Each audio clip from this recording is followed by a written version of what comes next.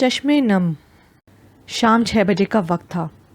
अंधेरा रोशनी को निगलता हुआ सारी दुनिया को अपनी लपेट में ले रहा था।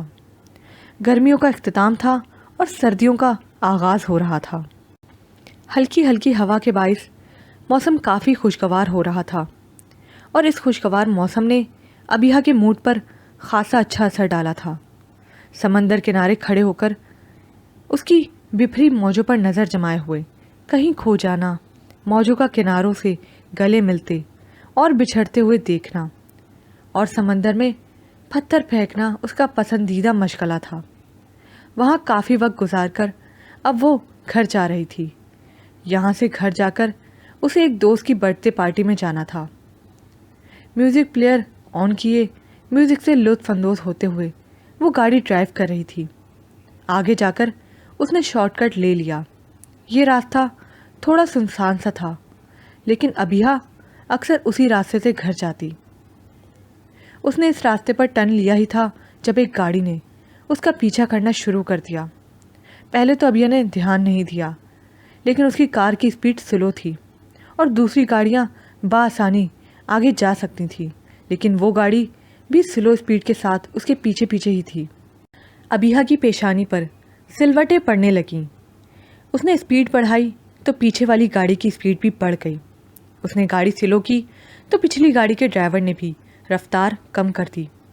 अबिहा ने गाड़ी साइड पे की ताकि वो गुजर जाए, लेकिन पीछे मौजूद शख्स ने गाड़ी उसी स्पीड पे रखी जैसे वो अबिहा के पीछे पीछे ही जाना चाह रहा हो। अबिहा इसी परेशानी में थी कि आखिर वो कौन है जो यूं उसका पीछा कर रहा है। तभी उसका फ़ोन बजने लगा। डैड कॉलिंग लिखा हुआ देखकर अबिहा ने कॉल पिक की। Hello dad. उसने हाथ से स्टीयरिंग संभालते हुए दूसरे हाथ से फ़ोन कान को लगाया और एक नज़र बैक व्यू मिरर में नज़र आती गाड़ी पर डाली। अबिहा, कहाँ हो तुम? Are you all right? कोई मसला तो नहीं? डैड की आवाज़ से शदीद परेशानी झलक रही थी। नहीं डैड, आई एम ओके, मैं बस घर। वो कुछ कहना चाह रही थी कि एकदम उसे ब्रेक पर पाँव रखना पड़ा। गाड़ी के टायर्स ज़ोर से चरचराए। Hello अबिहा, what happened? असद शराजी उससे पूछ रहे थे, जबकि अबिहा फटी फटी निगाहों से सामने देख रही थी।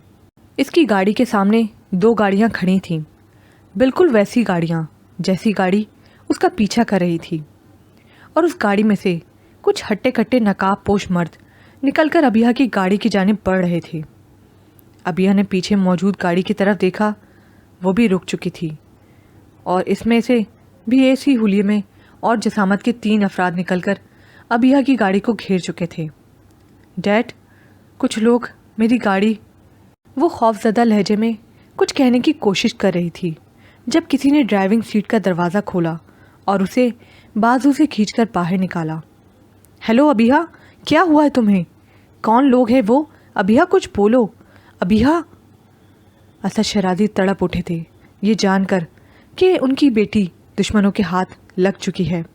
एक आदमी ने आगे बढ़कर उसका मोबाइल स्विच ऑफ करके गाड़ी में फेंका और दरवाज़ा बंद कर दिया। कौन हो तुम लोग? छोड़ो मुझे। अबिहा मचल गई थी उनकी गिरफ्त में। तभी खुद को छुड़ाने के लिए भरपूर जोर लगाया। चुप, बिल्कुल चुप। वो आदमी फनकारा और अबिहा का बाजू मड़ोड़कर उसकी कमर से लगाया। वो कर्रा उठी इस वहशियाना सलूक पर। छोड़ो मुझे। उसकी आवाज़ लरस रही थी, आंखों में आंसू जमा होने लगे थे। अब एहसास हो रहा था कि डैड क्यों हर वक्त उसकी सिक्योरिटी के लिए फ़िक्रमंद रहते थे। वो आदमी जिसने अबिहा को पकड़ रखा था उसे गला घसीटता हुआ अपनी गाड़ी की तरफ ले जाने लगा। अबिहा हर मुमकिन कोशिश कर रही थी खुद को उससे छुड़ाने की, लेकिन गिरफ्त काफ़ी सख्त थी। वो लोग गाड़ी तक पहुंचने ही वाले थे कि अबिहा के दिमाग ने काम किया। उसने अपनी हील ज़ोर से पीछे मौजूद शख्स के घुटने पर मारी। बाकी सब अफराद उनके पीछे थे। इतनी अचानक ये सब हुआ कि वो शख्स कुछ समझ ही न सका। हील लगने से वो बेसाख्ता झुका और घुटने पर हाथ रखा। उसके दूसरे हाथ की गिरफ्त अबिहा के बाजू पर थोड़ी ढीली हुई। एक लम्हा लगा था अबिहा को अपना बाजू छुड़ाने में, और बाजू छुड़ाकर वो लोग भाग उठी थी। دونوں گاڑیوں کے درمیان گزرتی وہ تیزی سے ان کی پہنچ سے دور ہوئی۔ تقریباً 3 کلومیٹر کے فاصلے پر یہ سڑک مین روڈ میں جا کر ملتی تھی اور وہیں پر ابیہ کو مدد مل سکتی تھی۔ وہ بغیر مڑے اندھا دھند بھاگتی چلی جا رہی تھی اور وہ جو تقریباً 10 ہتے کٹے اور بھرپور جسامت کے گنڈے ٹائپ آدمی تھے مسلسل اس کا پیچھا کر رہے تھے۔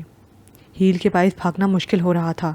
پھولے ہوئے سانس کے ساتھ وہ ہر ممکن کوشش کر رہی تھی کہ کسی طرح ان کی پہنچ سے دور ہو سکے، لیکن بدقسمتی سے اس کی نازک ہیل نے دغا دیا اور 1 کلومیٹر بھاگنے کے بعد ہی وہ لڑکھڑاتی ہوئی منہ کے بل گری۔ گرنے کے باعث کونی چھل گئی تھی، منہ سے کراہیں نکلی۔ گردن موڑی تو وہ اب اس کے سر پر پہنچ چکے تھے۔ خوف و ہراس اس کے سیاہ گہری آنکھوں میں پھیل گیا۔ ارد گرد اندھیرا خاصا گہرا ہو چکا تھا۔ موت کو سامنے دیکھ کر اس کے حلق میں گلٹی سی ابھر کر معدوم ہوئی تھی۔ اس نے ادھر ادھر نگاہ دوڑاتے ہوئے مدد کے لیے کوئی چیز تلاش کرنی چاہی، لیکن نگاہ مایوس ہی لوٹ آئی۔ تبھی ایک آدمی جس کے ہاتھ میں کلہاڑی نما کوئی ہتھیار تھا آگے بڑھا اور ابیہ پر وار کیا۔ وہ چیختی ہوئی آنکھیں بند کر گئی۔ ایک بار لگا گردن تن سے جدا ہو چکی ہوگی، لیکن پھر جیسے سب کچھ رک گیا۔ کوئی آواز، کوئی آہٹ تک نہ سنائی دے رہی تھی۔ اس نے جھٹکے سے آنکھیں کھولی۔ وہ زندہ تھی۔ بے یقینی سے سامنے دیکھا اور آنکھیں حیرت سے مزید پھیل گئیں۔ اس کے سامنے ایک چوڑا اور مضبوط جسامت کا مالک شخص کھڑا تھا جس کی پشت تھی اس کی جانب۔ ابیہ اس کا چہرہ نہیں دیکھ پائی، لیکن گرین کلر کی ہاف بازو ٹی شرٹ سے چھلکتے اس کے مسلز کو دیکھ کر اس کی طاقت کا اندازہ لگانا قطعی مشکل نہ تھا۔ ابیہ پر کیا جانے والا وار اس نے اپنے ہاتھوں پر روکا تھا اور کسی چٹان کی طرح ڈٹ کر ان گنڈوں کے سامنے کھڑا تھا۔ صبح 6 بجے کا وقت تھا۔ وہ دونوں اس وقت ٹرین اسٹیشن پر کھڑے تھے، ایک دوسرے کا ہاتھ تھامے، دنیا کے سرد و گرم سے بے خبر۔ یہ اسٹیشن ان کے گھر سے کچھ ہی فاصلے پر تھا۔ گھر چھوڑنے کا فیصلہ کر کے باہر قدم تو رکھ لیا تھا، لیکن باہر کہاں اور کس جگہ جانا ہے انہیں اس بات سے انجان تھے۔ بس یہاں سے کہیں دور نکلنا چاہتے تھے وہ۔ گھر میں چچاؤں اور چچیوں کا رویہ ان کے ساتھ انتہائی ظالمانہ ہو چکا تھا۔ پہلے تو صرف راجہ پر ظلم ہوتا تھا، لیکن اب اسے تکلیف پہنچانے کو چھوٹی کے ساتھ بھی مار پیٹ کی جاتی۔ 2 بار چھوٹی چچی نے اس کی بہن کو مارا اور یہ بات راجہ کے صبر کا پیمانہ لبریز کر گئی۔ کل رات اس کا اچھا خاصا جھگڑا ہوا تھا چھوٹی چچی کے ساتھ، اور اسے اس کی زبان درازی کی سزا یوں دی گئی کہ اسے کوئلے سے داغا گیا۔ راجہ نے نظر جھکا کر اپنا بازو دیکھا جہاں جلنے کے نشان اور آبلے سے بنے تھے۔ کل ہی اس نے یہ فیصلہ کیا تھا کہ انہیں اس گھر میں نہیں رہنا جہاں ان کی زندگیاں جانوروں سے بھی بدتر ہیں۔ اور آج صبح سورج طلوع ہونے سے پہلے جب سب گھر والے خواب خرگوش کے مزے لوٹ رہے تھے، وہ اپنی بہن کو لیے خاموشی سے اس گھر سے نکل آیا۔ ہاتھوں میں کوئی سامان نہ تھا، صرف بدن پہ موجود پھٹے پرانے کپڑے اور ہاتھ میں ایک فریم شدہ تصویر، اس کی ماں کی تصویر۔ یہی ان کا کل سرمایہ تھا۔ ایک بار مڑ کر ضرور دیکھا تھا اس گھر کو جہاں ان کی ماں کی بہت سی یادیں بکھری پڑی تھیں، وہ یادیں جو اذیت ناک تھیں، جو درد کے سوا کبھی کچھ اور نہ دے سکیں، اور جو یادیں کرب اور اذیت کے سوا کچھ اور نہ دے سکیں۔ ان یادوں کو دفنا دینا ہی بہتر ہوتا ہے۔ راجہ نے بھی یہی فیصلہ کیا تھا۔ یہ گھر نہ تو ان کی ماں کو راس آیا تھا اور نہ ہی انہیں۔ 5 منٹ کا انتظار کرنے کے بعد ہی ٹرین وسل بجاتی وہاں آ رکی تھی۔ راجہ بہن کا ہاتھ تھامے آگے بڑھنے لگا۔ رش اتنا تھا کہ گزرنا محال تھا۔ لوگ دھکم پیل کرتے ایک دوسرے کو رونتے آگے بڑھ رہے تھے۔ ایسے میں وہ 2 معصوم بچے بھی ان لوگوں میں ہی بمشکل راستہ بناتے ٹرین کی طرف جا رہے تھے۔ جیسے تیسے راجہ اپنی بہن کو کھینچتا ہوا ٹرین پر چڑھنے میں کامیاب ہو ہی گیا۔ ٹرین میں آگے بڑھتے ہوئے وہ کچھ تلاش کر رہا تھا۔ آگے جا کر وہ رک گیا۔ وہاں اس جگہ پر سیٹیں خالی تھیں۔ شاید مسافر ریفریشمنٹ کے لیے اسٹیشن پر اترے تھے۔ راجہ نے زبان پھیر کر ہونٹ تر کیے، چور نظروں سے ارد گرد دیکھا۔ کوئی ان کی جانب متوجہ نہ تھا۔ وہ آگے بڑھا اور ایک سیٹ کے قریب نیچے بیٹھ گیا۔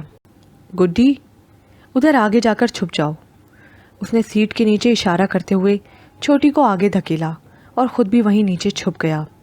ایک بار ماں کے ساتھ اس نے ٹرین کا سفر کیا تھا اور جانتا تھا کہ ٹرین میں بیٹھنے کے لیے ٹکٹ کی ضرورت ہوتی ہے، لیکن اس وقت ان کے پاس ٹکٹ خریدنے کے لیے 1 روپیہ بھی نہ تھا۔ سب کچھ اپنے رب پر چھوڑ کر اس نے یہ راستہ اختیار کیا تھا۔ اب اللہ جانے اس کا انجام کیا ہونے والا تھا۔ آف کمانڈوز کے 5 سولجرز سامنے نظر۔ ایس ایس جی وہ ایک میٹنگ روم میں تھا جہاں اسپیشل سروس گروپ آتی روشن اسکرین پر نظریں جمائے بیٹھے تھے۔ اسکرین کے قریب ان کے ہیڈ سر حبیب کھڑے تھے۔ جنٹل مین، آپ کو آپ کے مشن کے کچھ اہم پوائنٹس ڈسکس کرنے کے لیے بلایا گیا ہے۔ ابھی 1 گھنٹے تک آپ کو اس مشن پر روانہ ہونا ہے۔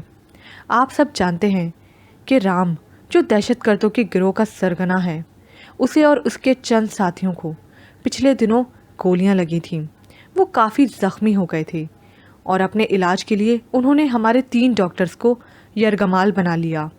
اب مسئلہ یہ ہے کہ وہ ان ڈاکٹرز کو کسی صورت چھوڑنے کو تیار نہیں، جس کی ایک وجہ یہ ہے کہ وہ ڈاکٹر رام کے چہرے اور اس کے اصل روپ سے آشنا ہو چکے ہیں، اور رام جوہر، جو ہر وقت بھیس بدلتے رہتا ہے، کبھی نہیں چاہے گا کہ ڈاکٹرز وہاں سے نکل کر اس کے اصلی روپ کے بارے میں ہمیں یا پولیس کو آگاہ کریں۔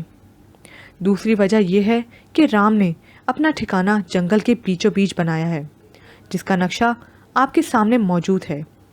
اب اس جنگل کو چاروں طرف سے آرمی نے گھیر رکھا ہے، لیکن جنگل کے اندر جانے کی ہمت نہیں۔ جنگل سے ان کے ٹھکانے تک پہنچنے کے لیے یہ 2 راستے ہیں جنہیں ہائی لائٹ کیا گیا ہے، لیکن ان دونوں راستوں پر رام کے درجنوں پہرے دار ہیں۔ 2 بار آرمی نے اپنے بندے بھیجے تاکہ ڈاکٹرز کو چھڑانے کے ساتھ ساتھ رام کو گرفتار کیا جا سکے، لیکن دونوں بار سولجرز ان کے ٹھکانے پر پہنچنے سے پہلے ہی شہید کر دیے گئے۔ رام انتہائی شاطر اور چالاک بندہ ہے۔ اس کا کہنا ہے کہ اسے اور اس کے ساتھیوں کو بغیر کوئی نقصان پہنچائے جنگل سے نکلنے دیا جائے، آرمی کا پہرا ہٹا دیا جائے۔ اگر وہ باحفاظت جنگل سے نکل گئے تو ڈاکٹرز کو چھوڑ دیں گے۔ اب یہاں 2 اہم باتیں ہیں۔ پہلی بات تو یہ کہ انہیں پکڑنے کا یہ جو موقع ہمیں ملا ہے دوبارہ کبھی نہیں ملے گا۔ ہم اس موقع کو گنوانے کے متحمل نہیں ہو سکتے۔ دوسری بات یہ کہ بالفرض ہم ان کا مطالبہ مان بھی جائیں، تب بھی وہ ان ڈاکٹرز کو زندہ ہمارے حوالے نہیں کریں گے، اور ان ڈاکٹرز کی جان ہمارے لیے بہت قیمتی ہے۔ آرمی اب کسی قسم کا رسک لینا نہیں چاہتی، اسی لیے یہ مشن ہمارے سپرد کر دیا ہے۔ ہمیں ہر حال میں ان ڈاکٹرز کی جان بچانی ہے اور ان سب ٹیررسٹ کو بھی پکڑنا ہے۔ میجر حبیب نے چند لمحے رک کر سانس بحال کیا، پھر اپنی بات جاری رکھی۔ جب یہ مشن میرے حوالے کیا گیا تو میرے ذہن میں سب سے پہلے نام کیپٹن ابتہاج کا ہی گونجا۔ آئی نو یہ مشن کافی خطرناک ہے، لیکن اسے پورا بھی وہی کر سکتا ہے جو خطروں کا کھلاڑی ہو، اور اس کھیل کا بہترین کھلاڑی کیپٹن ابتہاج کے سوا کوئی نہیں۔ میجر حبیب کے چہرے پر ایک انوکھی سی روشنی تھی ابتہاج کا ذکر کرتے ہوئے۔ نگاہوں کا مرکز اب میز کے گرد بیٹھا ایک نوجوان تھا، جس کی وجاہت اس نیم اندھیرے میں بھی دیکھنے سے تعلق رکھتی تھی۔ چہرہ بالکل بے تاثر تھا۔ کیپٹن ابتہاج، میجر حبیب نے پکارا۔ یس سر۔ وہ خوبصورت نوجوان کھڑا ہوا۔ آواز سے ہی اس کے ارادوں کی پختگی ظاہر ہوتی تھی۔ نظریں بدستور اسکرین پر جمی تھیں، جیسے اپنا لائے عمل طے کر رہا ہو۔ آپ کو آپ کے منتخب کیے گئے 4 سولجرز دے دیے گئے ہیں۔ ابھی کچھ ہی دیر میں آپ کی ٹیم کو نکلنا ہے، اور مجھے امید ہے کہ آپ اچھی خبر لے کر لوٹیں گے۔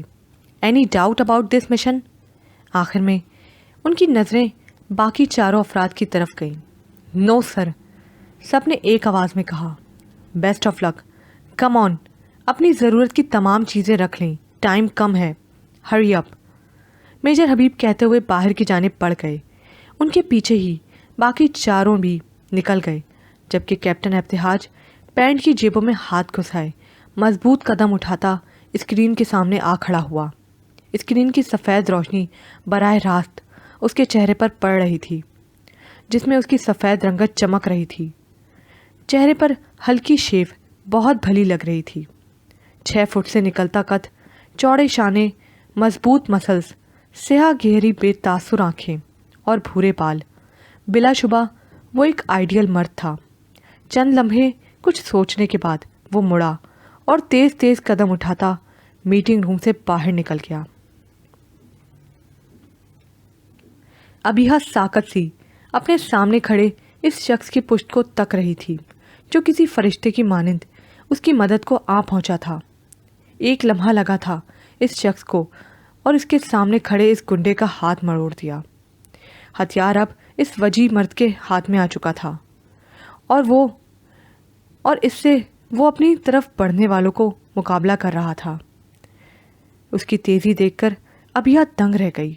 وہ اکیلا ان سب پر بھاری پڑ رہا تھا۔ تبھی ابیہا کی نظر اس کے ہاتھ پر پڑی۔ دائیں ہاتھ سے خون نکل رہا تھا۔ یقیناً اسے چوٹ لگی تھی اور وہ بغیر تکلیف کی پرواہ کیے ڈٹ کر مقابلہ کر رہا تھا۔ ابیہا کے دماغ نے کام کرنا چھوڑ دیا۔ اسے لگا وہ حواس کھو دے گی۔ ان گنڈوں میں سے ایک ابیہا کی طرف حملہ کرنے کی غرض سے لپکا۔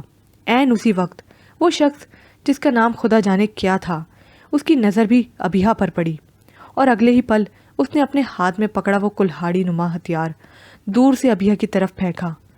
ابیہا جو اسی پر نظریں جمائے بیٹھی تھی، اسے لگا اس کی روح فنا ہو جائے گی۔ وہ ایک دم سر جھکا گئی۔ کلہاڑی کا دستہ ابیہا کے پیچھے موجود شخص کے پیٹ پر لگا اور وہ کرراتا ہوا نیچے گر گیا۔ ابیہا نے پھٹی پھٹی آنکھوں سے پیچھے دیکھا۔ اتنی مار دھاڑ اس نے پہلی بار حقیقت میں دیکھی تھی اور اس کے احساسات عجیب سے ہو رہے تھے۔ وہ مسلسل گردن موڑے خود سے چند انچ کے فاصلے پر دست سے کرراتے شخص کو دیکھ رہی تھی جب اسے اپنے بازو پر کسی کی گرفت محسوس ہوئی۔ اس نے جھٹکے سے سامنے دیکھا۔ وہی اس کا مسیحا، اس کا محافظ، اس کا ہاتھ تھامے اسے کھینچتا ہوا گاڑی کی طرف بڑھ رہا تھا۔ ایک ہاتھ میں کوئی خنجر تھا، شاید جس سے وہ سامنے آنے والے ہر شخص کا سینہ چاک کرتا جا رہا تھا۔ اسے باحفاظت گاڑی تک پہنچا کر اس نے اندر دھکیلا اور دروازہ بند کر دیا۔ جب تک میں نہ کہوں باہر مت نکلنا، سخت لہجے میں کہتے ہوئے وہ مڑ گیا۔ اور پھر ابیہا نے حقیقت میں وہ مناظر دیکھے جو صرف فلموں میں دکھائے جاتے تھے۔ اس شخص کی پھرتی سے یوں لگتا جیسے اس کی اسپیشل ٹریننگ کی گئی ہو۔ ابیہا ان مناظر کی تاب نہ لاتے ہوئے آنکھیں بند کر گئی۔ چند منٹ ہی گزرے تھے کہ اس کے مقابل وہ 10 بندے ڈھیر ہو چکے تھے۔ کچھ گاڑیوں کی آوازیں سنائی دیں تو ابیہا نے آنکھیں کھولی۔ آگے پیچھے 3 گاڑیاں وہاں آئی تھیں، جن میں سے ایک اسد شرازی کی تھی اور 2 گارڈز کی۔ ابیہا اپنے ڈیڈ کو سامنے دیکھ کر جلدی سے گاڑی سے اتری اور بھاگ کر ان کے سینے سے جا لگی۔ آنکھوں سے آنسو بہنے لگے تھے۔ وہ ابھی تک بے یقین تھی کہ یہ سب اس نے اپنی آنکھوں سے دیکھا ہے۔ اسد شرازی ابیہا کو یوں سلامت دیکھ کر خدا کا شکر ادا کر رہے تھے۔ ابیہا کو اس مسیحے کا خیال آیا۔ نظریں اٹھائیں تو وہ دور جاتا ہوا دکھائی دیا۔ ڈیڈ، وہ ابیہا نے باپ کی طرف دیکھتے ہوئے اس کی جانب اشارہ کیا۔ اسد شرازی صورتحال دیکھ کر سب سمجھ چکے تھے۔ ایکسکیوز می، انہوں نے اونچی آواز میں پکارا۔ پہلی پکار پر ہی اس کے قدم تھم چکے تھے، لیکن وہ مڑا نہیں۔ اسد شرازی قدم قدم چلتے اس تک پہنچے۔ ابیہا وہیں کھڑی تھی۔ تم نے میری بیٹی کی جان بچائی۔ مجھے سمجھ میں نہیں آ رہا کیسے تمہارا شکریہ ادا کروں، اسد شرازی احسان مندی سے کہہ رہے تھے۔ ان کی بات پر وہ مڑا اور اپنی پشت پر کافی فاصلے پر کھڑی ابیہا کی طرف دیکھا۔ اس کی نظروں میں کچھ تھا، کچھ بہت عجیب۔ اٹس اوکے، سرد سے لہجے میں کہتے ہوئے اس نے نگاہوں کا زاویہ بدلا۔ By the way, I am Asad Shirazi, top millionaire of this country, and you? Asad Shirazi نے اپنا تعارف کرواتے ہوئے ہاتھ آگے بڑھایا۔ آپ کی طرح میری پہچان کوئی نہیں، نام راجہ ہے، کام کوئی نہیں، وہ عجیب سے لہجے میں کہہ گیا، ہاتھ ملانے کے بجائے دونوں ہاتھ پینٹ کی جیبوں میں گھسائے۔ اسد شرازی کھسیاہٹ سے शिकार होते हुए हाथ पीछे कर गए। चंद लम्हे खामोशी छाए रही। असद शराजी कुछ सोचने में मसरूफ़ थे। फिर सर उठाकर उसकी जानिब देखा, जो गर्दन झुकाए अपने शूज़ से ज़मीन से मिट्टी खुरच रहा था, जैसे दुनिया में उससे ज़्यादा अहम काम नहीं कोई। वेल, मेरे पास एक काम है तुम्हारे लिए। ये मेरा कार्ड है। अगर तुम इंटरेस्टेड हो तो मेरे ऑफिस आ जाना, आराम से बैठकर बात करेंगे। असद शराजी ने कार्ड आगे बढ़ाया। राजा ने कुछ सोचते हुए कार्ड थाम लिया। तभी असद शराजी की नज़र उसके ज़ख्मी हाथ पे पड़ी। ओ माय गॉड, तुम्हारे हाथ पर तो काफ़ी गहरी चोट लगी है, वो बेसाख्ता कह गए। वरना छोटे लोगों को ऐसे छोटे मोटे ज़ख्मों की इन्हें कहाँ परवाह थी। इट्स ओके, अब तो आदत सी हो गई है हर जगह ज़ख्म खाने की। लापरवाही से कहता हुआ वो मुड़ गया। उसके लहजे में एक अजीब सा दर्द महसूस किया जा सकता था। असद शराजी चंद लम्हे उसकी पुश्त को घूरते रहे, फिर सर झटककर अबीहा की जानिब बढ़ गए। हबीब, ये मामला संगीन तर होता जा रहा है। जिन 4 डॉक्टर्स को इन दहशतगर्दों ने अगवा किया था अपना इलाज करवाने के लिए, वो कभी उन्हें ज़िंदा वापस नहीं आने देंगे, क्योंकि वो डॉक्टर्स उनके चेहरों और उनके ठिकानों से वाकिफ़ हो चुके हैं। जितनी जल्दी हो सके अपने चंद सोल्जर्स को रवाना करो इस मिशन पर। हमें वो डॉक्टर्स किसी भी हालत में सलामत वापस चाहिए। उनकी जान हमारे लिए बहुत कीमती है। इस लंबी सी राहदारी में 2 सीनियर ऑफिसर्स हारून और हबीब कोई मामला डिस्कस करते हुए चलते जा रहे थे। सर, हम ऑलरेडी अपनी स्पेशल सर्विस ग्रुप के 5 नौजवानों को कुछ देर पहले इस मिशन पर रवाना कर चुके हैं। उनके हेड कैप्टन इब्तिहाज हैं, हमारी फोर्स के सबसे बहादुर और निडर ऑफिसर। जो भी मिशन अपने हाथ में लेते हैं उसे मुकम्मल करके ही दम लेते हैं। उम्मीद है जल्द ही वो अपनी कामयाबी की खबर लिए इन डॉक्टर्स के हमरा हमारे रूबरू होंगे। मेजर हबीब मुतासिर कुन लहजे में कह रहे थे। Captain Ibtihaj? मेजर हारून ने सवालिया नज़रों से उनकी जानिब देखा। जी सर, कैप्टन इब्तिहाज, आपको पहले भी बताया था ना उनके बारे में। 4 साल हुए हैं उन्हें ज्वाइन किए।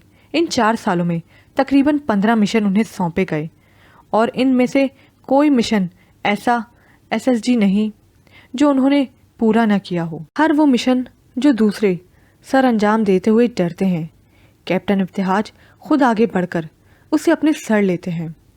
बस उनकी शर्त ये होती है कि टीम मेंबर्स वो खुद चुनेंगे, और इन 4 सालों की सर्विस में उन्होंने अपना तो इतना तो इमेज बना ही लिया है कि हम उन पर भरोसा कर सकें, और बगैर कुछ सोचे मुकम्मल एतमाद के साथ कोई भी मिशन उनके सुपुर्द कर सकें। मुझे इस ख़तरनाक मिशन के लिए उनसे बेहतर और कोई नहीं मिला। वही हैं जो इस काम को सरअंजाम दे सकते हैं। मेजर हबीब के लहजे में कैप्टन इब्तिहाज के लिए इज्जत थी, एक फ़ख्र था। Let's see. मेजर हारून अस्बात में सर हिलाकर आगे बढ़ गए। उन्होंने इब्तिहाज की काफ़ी तारीफ़ें सुनी थी, और ये सब सुनकर काफ़ी मुतासर हुए थे। इस मिशन के बाद उससे मिलने का इरादा भी कर लिया था।